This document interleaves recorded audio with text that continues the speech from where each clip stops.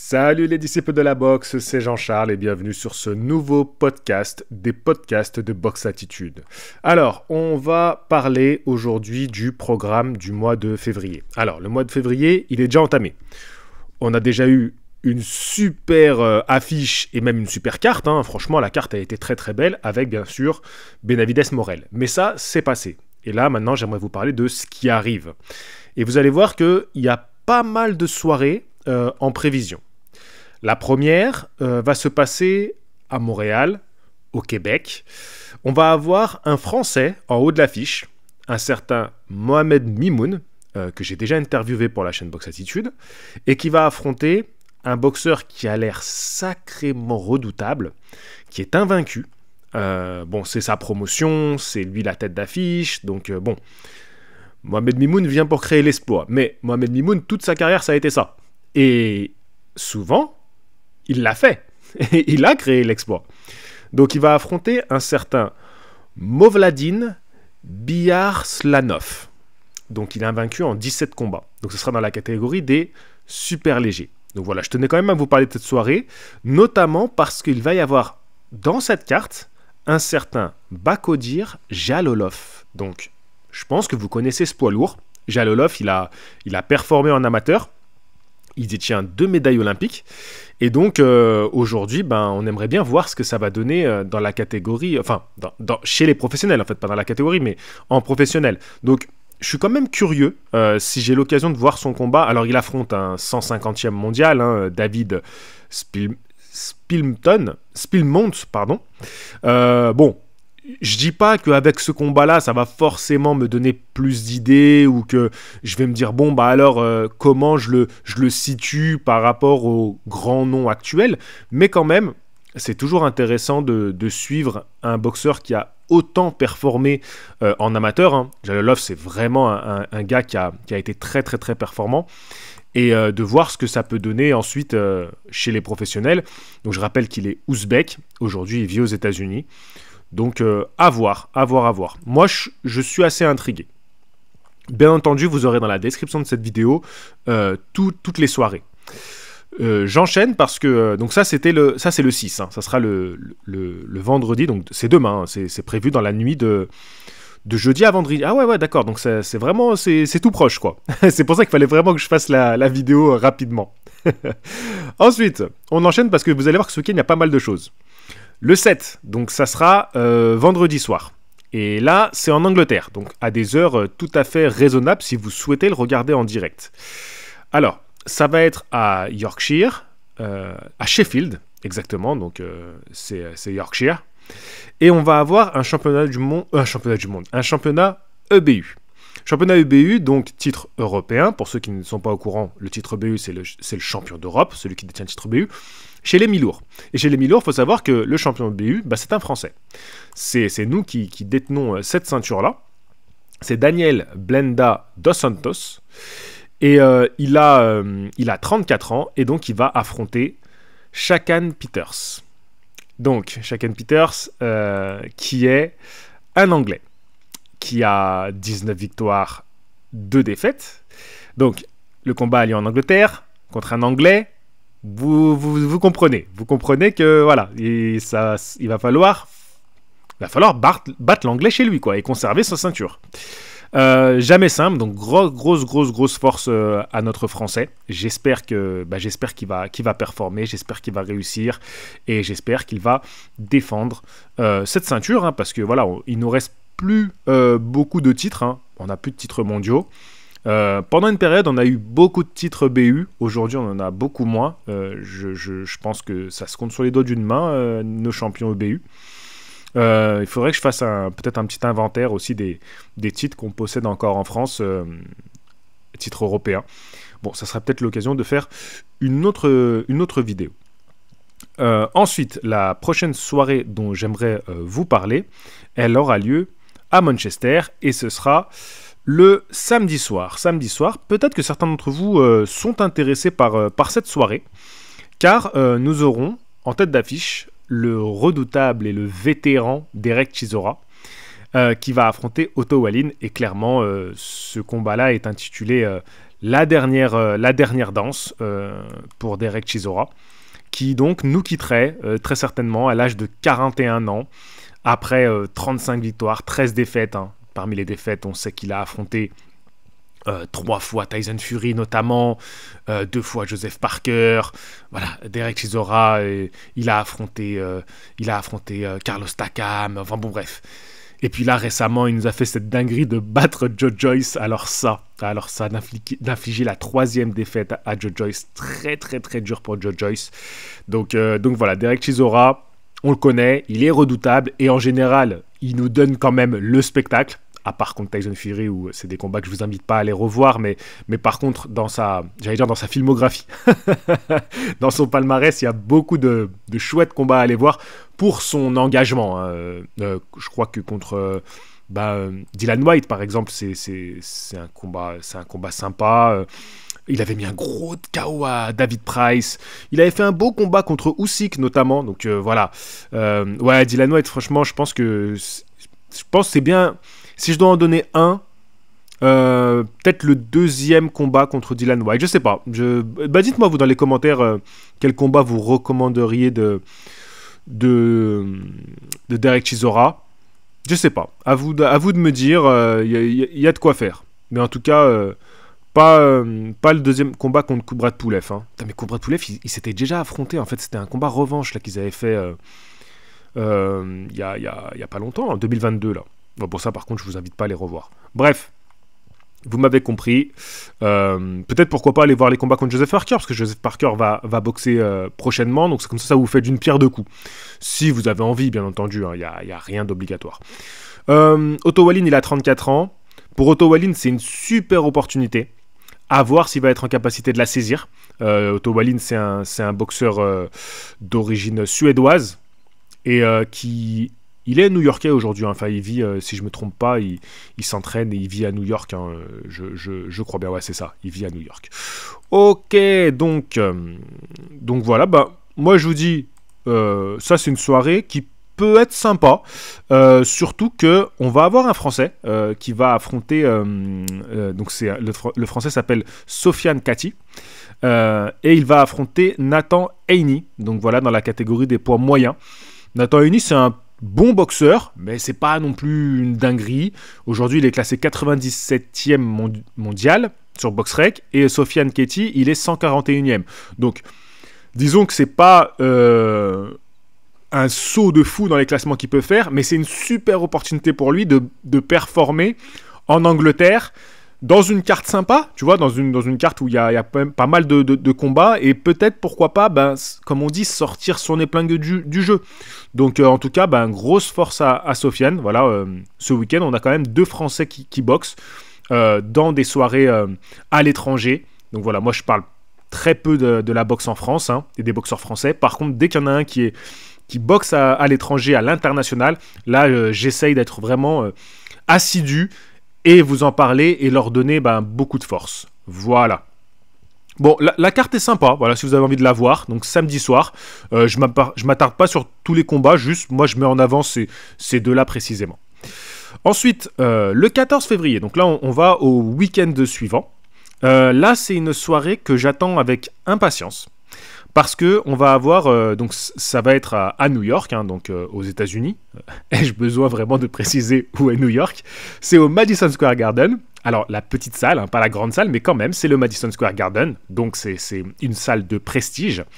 Et alors, il y a plusieurs noms qui m'intéressent. Bon, vous connaissez les Américains, ils savent mettre en avant pas mal de boxeurs hein, dans leur soirée. Mais déjà, il y a le retour de Jarrett Anderson. Bon, il revient contre un 100e mondial, hein, 95e mondial. Bon, ça devrait être une remise sur pied, ce combat-là pour Jarrett Anderson. Mais c'est toujours intéressant, un combat de retour. Moi, je dis toujours, faut être vigilant avec un combat de reprise. Après, surtout un gros KO comme il l'a connu. Il y a Abdullah Mason, que j'aurais personnellement choisi comme le prospect de l'année dernière. Mais bon, c'est pas lui qui a été préféré. Abdullah Mason qui combat. Moi, j'aime beaucoup ce boxeur, dans la catégorie des légers. Il y a Nico Ali Walsh, donc le petit-fils de Mohamed Ali, qui depuis quelques années, c'est pas convaincant. Hein. On se pose beaucoup de questions sur est-ce qu'il n'aurait pas atteint un plafond. Bon, voilà, donc Nicolas Ali-Walsh qui combat en tout cas. Xander Zayas, un de mes chouchous, Xander Zayas, que j'aime énormément dans la catégorie des super welter. Aujourd'hui, il est quand même 8e mondial et il affronte un 9e box rec. Alors, c'est des catégories où faut pas trop se fier à ces chiffres, mais quand même, invaincu, 9e mondial, Slao Spoomer. Je pense que ça peut être un combat intéressant. Et Xander Zayas, je vous rappelle qu'il a aujourd'hui 20 victoires à son actif, 20 combats, 20 victoires. Et surtout, la tête d'affiche. Donc déjà, on peut voir que c'est une soirée pas mal. La sous-carte n'est pas incroyable, mais il y a des petits noms sympas. Et quand même, la tête d'affiche, moi ça m'intéresse énormément. Denis Berinchik qui va défendre son titre WBO champion des poids légers contre Keishon Davis, l'américain. Voilà, est-ce que Keishon Davis est quand même pas un petit peu favori? Il est déjà devant mondialement sur BoxRec que le champion Berinchik. Moi j'attends de voir. Pour moi c'est un combat qui reste assez ouvert en termes de probabilité de qui va gagner. Je ne sais pas trop, je n'oserais pas me trancher. Je pense que Keishon Davis, s'il choisit ce combat à ce moment-là de sa carrière, c'est qu'il est assez convaincu que c'est bon, il est prêt. Mais attention, Berinchik, c'est pas n'importe qui. Donc vraiment, je suis assez curieux de voir ce que ça va donner. Allez, je continue. On part à Manchester, donc ça sera le même week-end, le 15, à Manchester, donc en Angleterre. Bon, peut-être que c'est pas un combat qui va parler à grand monde, mais quand même, Jake Catterall qui va affronter Arnold Barboza Jr. Donc c'est les super légers. On parle de 2 top 10 quand même mondiaux. Donc là, l'idée, c'est de se rapprocher doucement mais sûrement d'une chance pour un titre mondial. Jake Catterall, bon, aujourd'hui, il est peut-être un peu plus vu comme un joker, tu vois, c'est-à-dire qu'il a une carrière sympa, mais oui, c'est vrai qu'il a battu Régis Prograis, il a battu Josh Taylor, George Linares sur ces dernières années, mais c'est pas celui qu'on attend forcément dans cette catégorie des super légers, quand tu sais tous les noms qu'il y a dans la catégorie, hein, c'est surtout comme ça que je veux le dire. Mais je pense que c'est le genre de gars qui clairement peut avoir l'effet de joker, et prochainement avoir sa chance mondiale, et pourquoi pas s'emparer d'un titre mondial. Donc, en tout cas, il va falloir qu'il batte Arnold Barboza Jr. Et c'est pas fait. Et Arnold Barboza Jr., pour moi, c'est plutôt le boxeur à qui on a bien construit la carrière. Et qui, tu vois, je crois qu'il est suivi par Golden Boy. Hein, si je dis pas de bêtises, c'est Golden Boy qui gère sa carrière. Donc voilà, on connaît ce genre de profil américain où on a vraiment une véritable construction de carrière. Aujourd'hui, il est invaincu. Donc, pourquoi pas, en tout cas, tous les deux, ils ont gros à jouer avec ce combat. C'est pour ça que ça rend le combat assez intéressant. Très intéressant même, hein, parce que la catégorie des super légers, je vous rappelle, c'est Devin Haney, Teofimo Lopez, Subriel Matias, Richardson Hitchens, Liam Paro, voilà, c'est cette catégorie-là dont on parle. Donc, à vrai dire, potentiellement Ryan Garcia, s'il revient dans le game. Donc voilà, c'est... Qui sait, Gervonta Davis, tu vois, s'il décide de monter un jour. Donc clairement, tous les deux, ils ont gros à jouer. Moi, je pense que c'est un combat quand même qui mérite d'être vu pour le côté enjeu. Voilà, donc, si jamais ça vous intéresse, ce sera pas ce week-end, le week-end suivant. Continuons, on avance dans le temps. Alors, j'ai quand même noté Oscar Duarte contre Régis Prograis. Voilà, donc ça sera le même week-end, hein, c'est le 16 février. Donc si jamais ça vous intéresse, je sais pas trop quoi en attendre, j'ai l'impression que c'est clairement fait pour que Oscar Duarte se serve du nom de Régis Prograis comme marchepied. J'ai toujours un petit espoir que Régis Prograis va faire quelque chose. Peut-être que je regarderai ça en rediffusion tranquillement. C'est vrai que je pense pas que je tiendrai absolument à voir ce combat-là en direct, mais voilà, je voulais quand même signaler.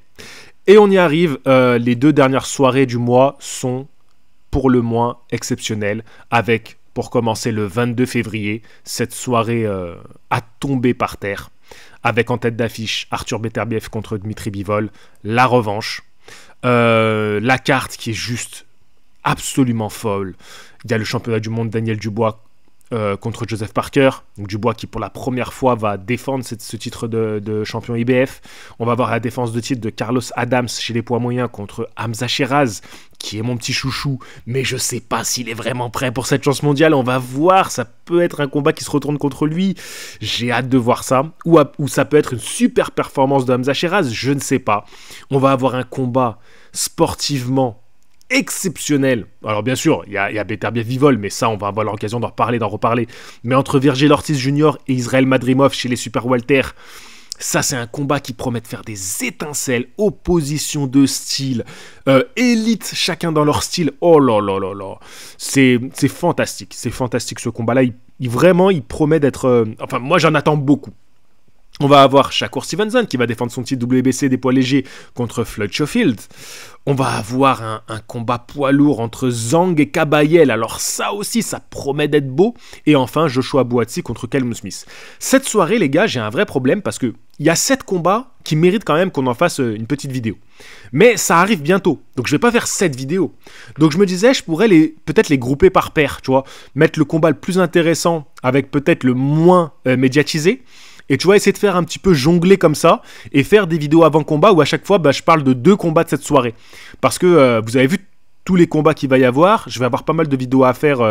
Alors, pas surtout. Voilà, c'est pour ça que là aussi, je me permets de faire une petite vidéo agenda du mois de février. Mais là, rien que cette soirée, vous t'imagines si je devais faire cette vidéo, ça va être compliqué. Donc, je pensais, moi, je me dis, je vais les faire par paire, ça peut être pas mal. Donc, soit je pars du moins, tu sais, le moins fou, histoire de commencer comme un petit apéro, et on finira en live le jeudi. Donc la soirée, c'est le 22, hein, le 22 février. Donc moi, j'aime bien faire mon live le jeudi 20, tu vois, le jeudi avant le week-end. Donc le jeudi 20, on finit avec Beterbiev Bivol. On fait le live dessus, voilà, on passe un bon moment. Et avant ça, je peux faire aussi cette option, au lieu de faire 2 par paire, comme je l'ai dit, une petite vidéo, histoire de commencer à nous mettre un peu dans l'ambiance jusqu'au jour J. Un peu comme les calendriers de l'Avent, où tu manges ton petit chocolat jusqu'au jour J. Ça peut être sympa de le faire comme ça aussi. Bon, cette soirée, forcément, je vais en reparler. Moi, j'aimerais bien savoir le combat que vous attendez le plus. Franchement, comment ne pas dire Beterbiev Bivol, hein. Mais j'avoue quand même que Virgil Ortiz Jr., Israël Madrimov, en fait tout, hein. Je crois que j'ai tous envie de les voir. Bon, Buatsi Smith, pas tant que ça, mais Zhang Kabayel, même Stevenson Schofield, hein. Ça m'intéresse.